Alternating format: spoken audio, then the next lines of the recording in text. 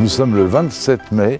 Le 27 mai, c'est une date que nous attendions depuis longtemps, car après avoir mis en culture des pommes de terre offertes par les producteurs de Noirmoutier, après avoir déposé du goémon, après avoir mis des protections pour protéger les pommes de terre du gel, après avoir guetté la croissance, prié pour que le temps soit clément avec nous, nous allons aujourd'hui procéder à la première récolte des pommes de terre de Noirmoutier, des bonnettes de Noirmoutier sur le domaine de Versailles. Nous sommes confiants car nous avons vérifié, elles sont superbes, elles sont très très belles et je pense que tous les invités qui viennent aujourd'hui nombreux, je pense aux journalistes et à Alain Ducasse, bien évidemment le grand restaurateur en particulier du Plaza Athénée, ne pourront qu'être admiratifs du travail accompli par les jardiniers de Versailles, sachant que notre mérite est limité. Ce sont ceux de Noirmoutier, les agriculteurs qui autrefois nous ont montré la marche à suivre.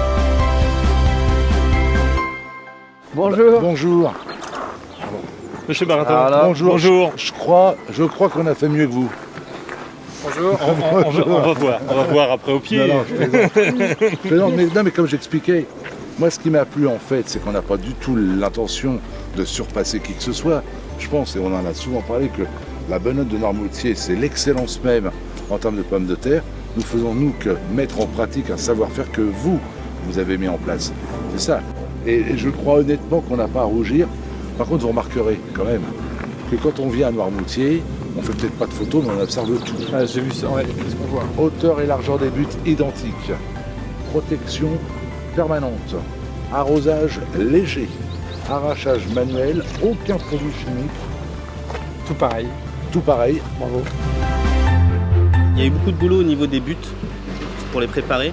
Parce que fin février, début mars, c'est quand même un moment où la terre elle est grasse. Donc on a eu quelques difficultés à les monter. Mais après ça, au niveau plantation et suivi de culture, c'était franchement formidable pour de la pomme de terre. On n'a pas eu de maladie, pas de problème. Elle a l'air plus solide que certaines variétés alors qu'on dit qu'elle est plus sensible et moins productive. Et aujourd'hui, quand on regarde la qualité des feuillages, quand on regarde la qualité des fleurs, sachant qu'il n'y a pas eu une goutte d'engrais de quelque nature que ce soit, excepté le goémon mis à la base et venant de Noirmoutier, on est aujourd'hui en train de démontrer qu'il est possible de produire de l'excellence sans aucun produit et de présenter une bonnotte d'une manière, je crois, sublime. Hey,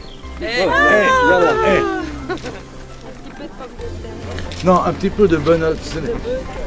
C'est superbe. Ouais.